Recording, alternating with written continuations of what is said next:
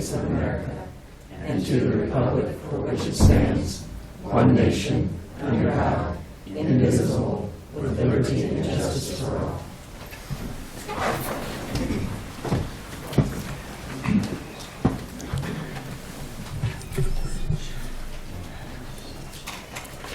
Welcome to the July 27th, 2017 meeting of the Shawnee County Board of Commissioners. My name is Bob Archer. I currently serve as chair of the commission and represent District 3 alongside Commissioner Kevin Cook, who represents District 2.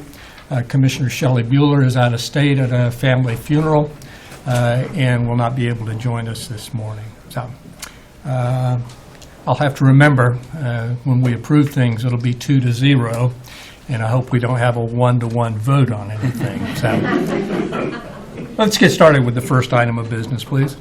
Item 3, consent agenda. Questions or comments on the consent agenda? I'll move for approval. I'll second. Motion made to approve by Commissioner Cook, seconded by Commissioner Archer. All in favor say aye, opposed no. Motion carries 2-0. Next item, please. Item 4, new business. A, County Clerk, number 1, consider all voucher payments. Commissioner, this morning we have vouchers that total $1,714,698.30.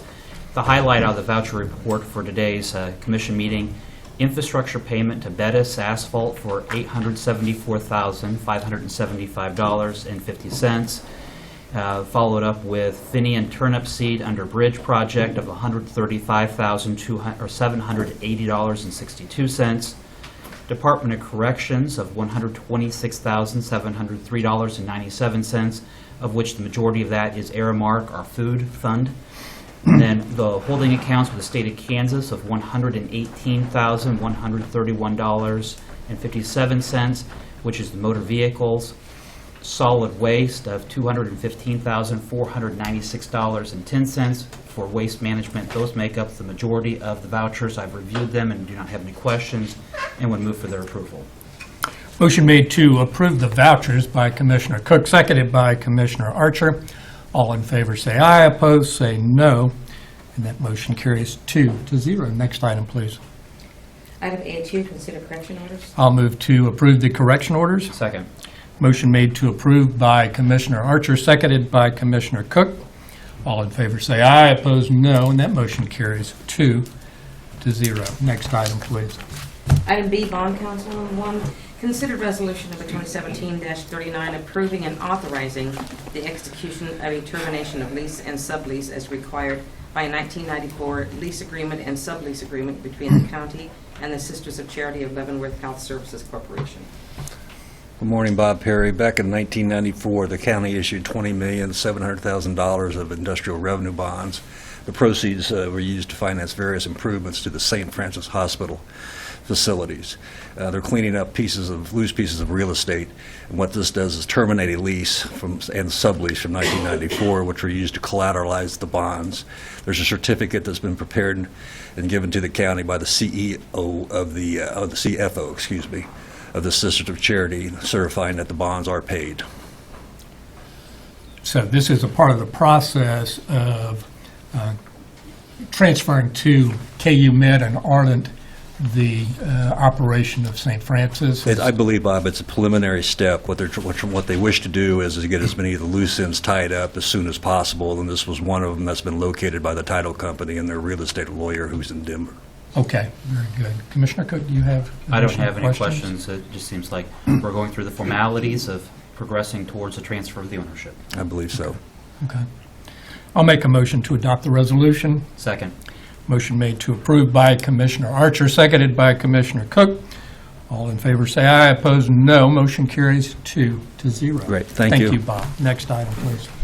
Item C, Parks and Recreation number 1, consider approval of request to solicit bids for approximately 105,490 spring blooming bulbs to be planted in the fall for displays in the spring of 2018 at a cost not to exceed $25,000 with funding from the Shawnee County Parks and Recreation Foundation.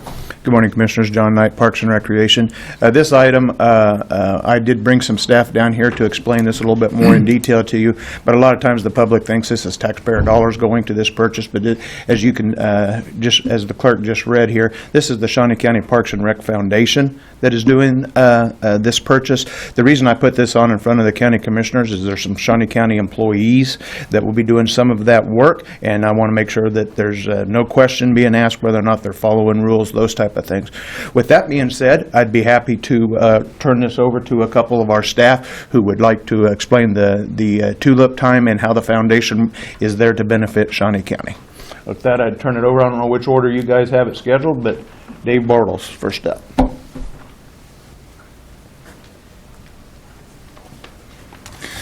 Good morning, Dave Bartles with Shawnee County Parks, horticulture supervisor.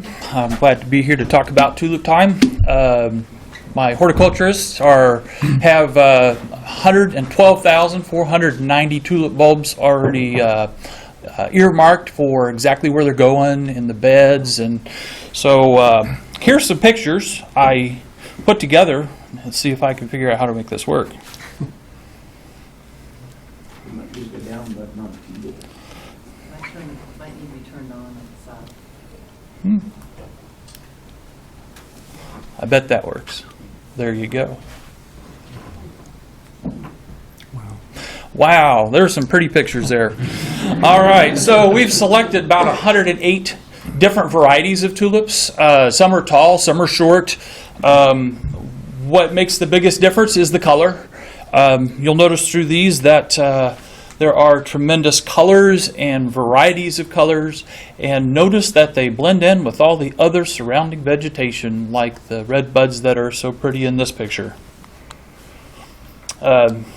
Tremendously pure white, and it's right by a cleansing fountain. Pretty picture there.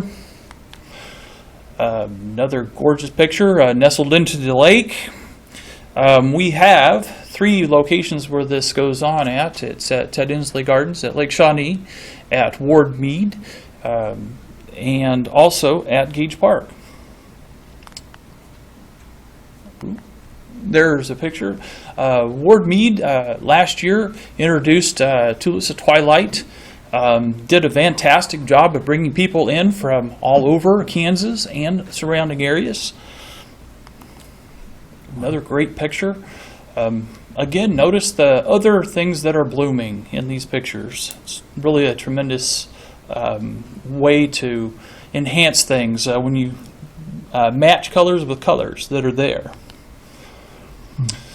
This is in the Asian garden at Ward Mead, and notice the lights that they put in. This is getting towards dusk when this picture was taken, but it's a tremendous way to look at our garden, that it's not just tulips we have, but it's other things as well. Our volunteers constructed these flowers, and they constructed other flowers as well.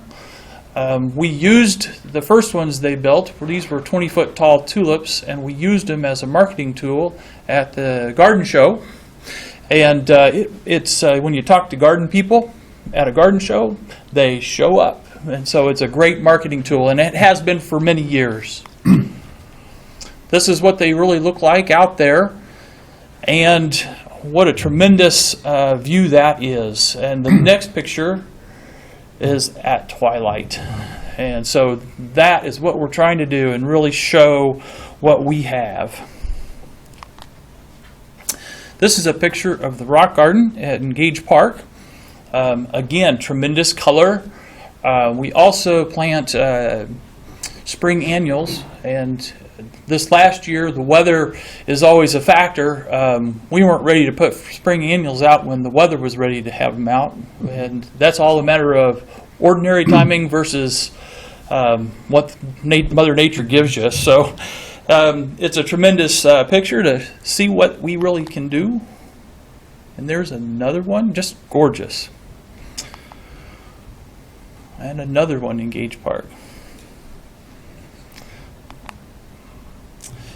I will tell you that About 85% of the tulips are put into annual beds, and they're put into annual beds because when the annuals come out, then there's a blank spot.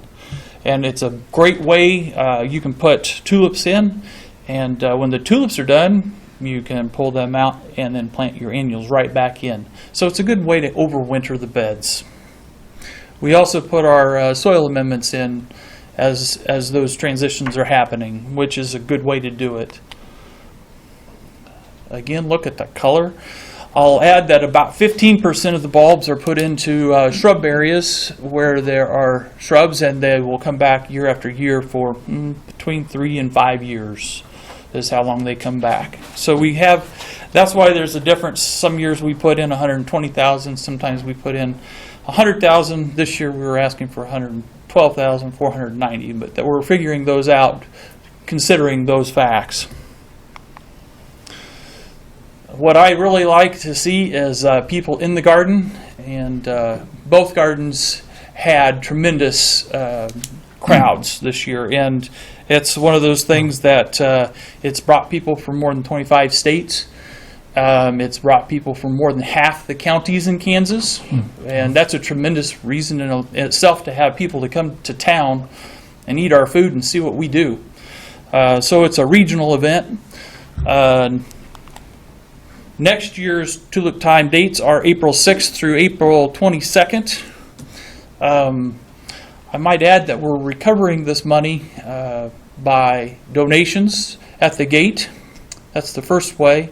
The second way is we are doing our Tulip Time Festival at the lake, which brings in vendors and more people. And then also at Tulips at Twilight, brings in money.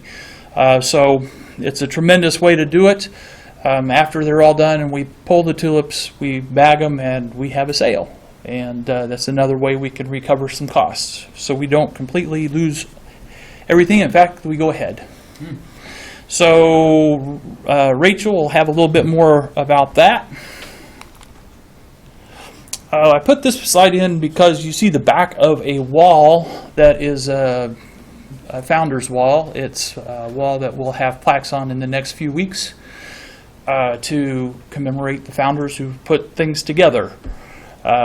It's a way to raise money, to have a wall that you can appreciate the people that gave. And it's just heartwarming to see people out there enjoying tulips. That's all I got. Thank you. Thank you. Well, it describes itself.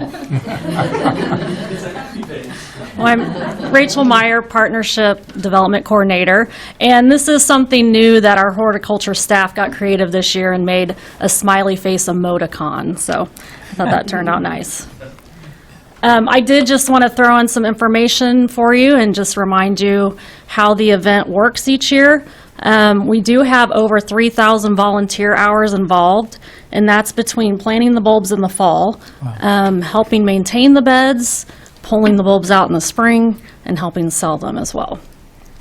Like Dave mentioned, this is all fundraising efforts between the Friends groups and the foundation, and we fully do recover the cost of the tulip bulbs. And the dates are up there just as a reminder, and of course, we'd always take sponsors to cover the costs as well. So we are seeking those currently. Do you have any questions for Dave or I? Just thank you for all the volunteer work and coordination of that. That's a lot of undertaking for 124,000 bulbs. I'm sure John Knight plants at least a couple of those. Maybe two.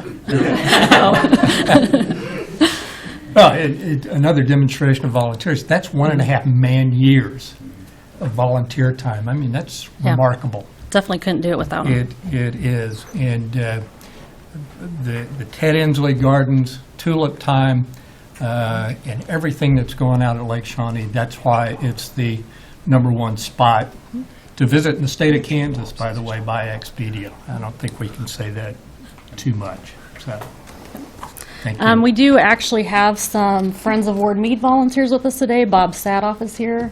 He was the National Volunteer of the Year last year. Yes, he did win the NACPRO award for Volunteer of the Year, so he's touched a few of these tulips and helped build some of Oh, those gosh, towering yes. tulips. Yes, definitely couldn't do it without the volunteers and the friends groups. Okay. Very good. Thank you so much for the Yep, thank you. presentation. The photographs and everything were excellent. Appreciate it. I'll make a motion to approve the request. Second. Motion made to approve by Commissioner Archer, seconded by Commissioner Cook. All in favor, say aye. Opposed, no. Motion carries 2-0. Next item, please. Item C2, consider approval of request to grant a permanent public improvement easement at Nannis Park to the city of Topeka as part of the Southeast California road improvement. I did, John Knight again, Parks and Recreation. Excuse me, I did want to clear up one thing there. Commissioner Cook was trying to identify how many tulip bulbs I planted. This is real similar to the conversation I have with Mr. Crowell, who every time I read a contract says, no, give the contract to us. We don't want your legal help, John Knight. Our horticulture crew does the same thing to me. This item is working with the construction company that is doing work at 37th in California. Terry Bertles is here to answer any detailed questions you have, but he's gone through that thoroughly and recommends that we grant this easement. Could you talk a little bit about the scope of the project, John? I or cannot, Terry? but I bet Terry Bertles can.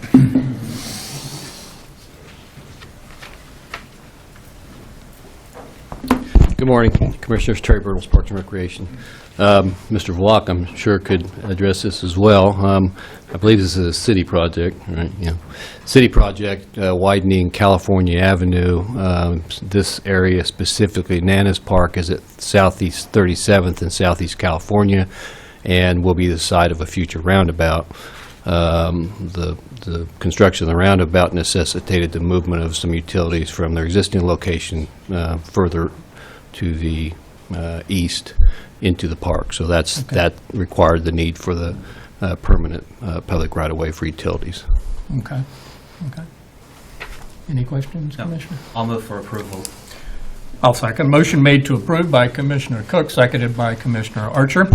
All in favor say aye. Opposed, no. Motion carries 2-0. Thank you, Commissioner. Thank you, Terry. Thank you, John. Next item, please.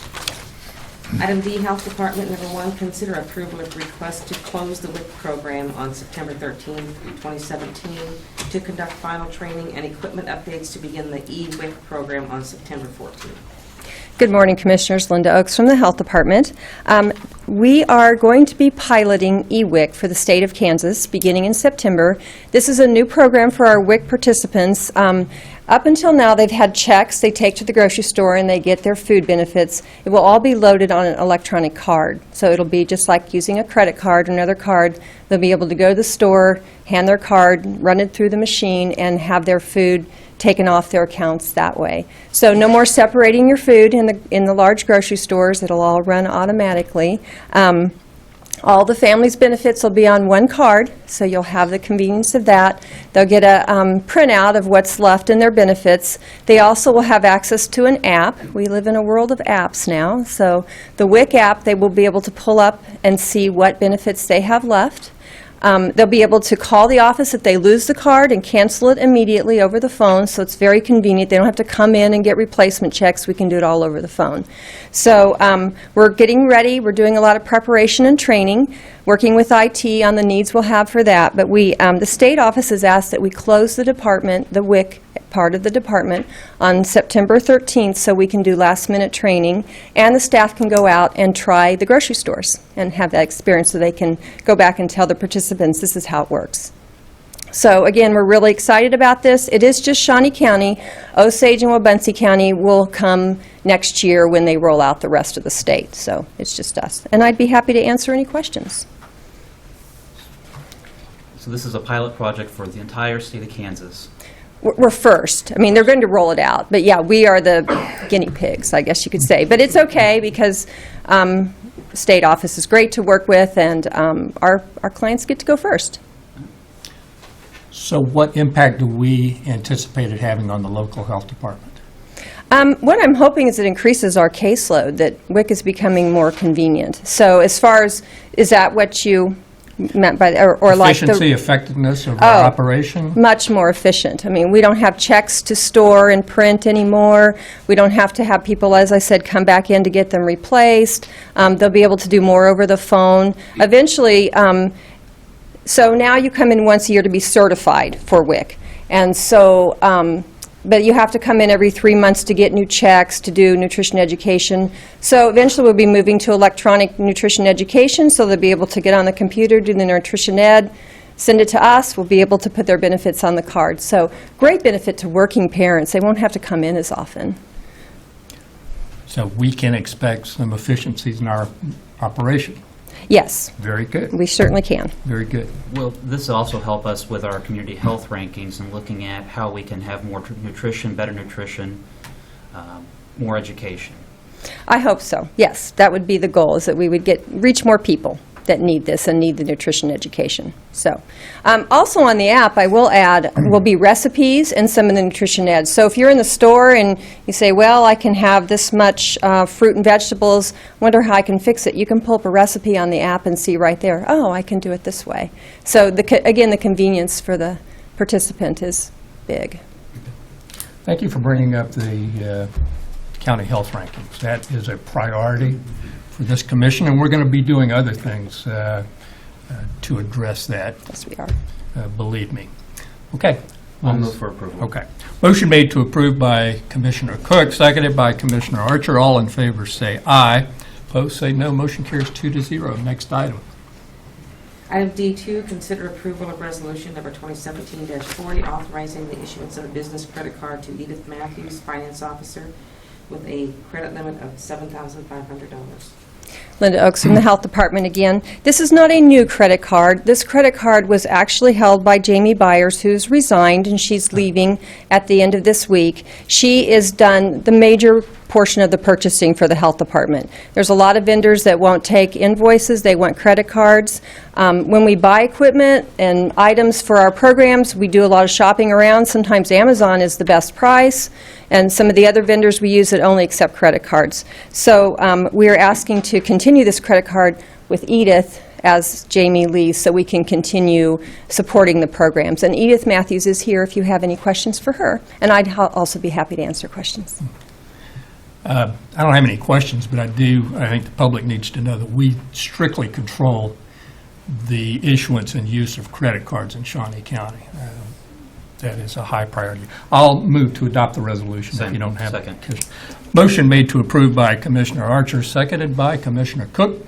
All in favor say aye. Opposed, no. Motion carries 2-0. Thank you, Linda. Thank you, Commissioners. Next item, please. Item 5, Administrative Communications. This is your opportunity.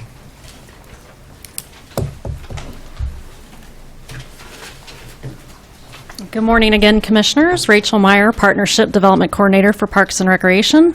I did bring some information today and leave it in the lobby, but I did want to remind you that at 4:30 p.m. today at Old Prairie Town, we are hosting a launch party on behalf of the Parks and Rec Foundation and the Friends of Ward Meade. And we were actually one of 12 departments around the U.S. that was selected to be part of a Fund Your Park crowdfunding campaign. So we are hosting a launch party to give everybody some information about the renovation project for the Charles Sheldon study, and we're going to have some of his artifacts there, some refreshments, of course, give tours of the study, and just let everybody know about the campaign. So we'd be excited for you to attend, along with media and the public. Very good. Thank you. Thank you. Anyone else this morning for administrative communications? Commissioner Cook. Well, we had the JADO meeting last night, and very pleased to see the partnership entered into with Washburn University as we move forward with the East Topeka Learning Center, and also working forward to the expansion of broadband to cover Shawnee County. So I think those are pretty monumental things that will affect our county for years and decades to come. You're exactly right, and it was a great meeting. It was only 32 minutes long. Who's counting? But we did. The monumental, that's correct, as far as East Topeka Learning Center and the future of broadband in our community were big deals, really big deals. Okay, don't have anything else. Next item, please. Item 6, executive session. There's not a need for an executive session, so we're officially adjourned. Thank you for coming.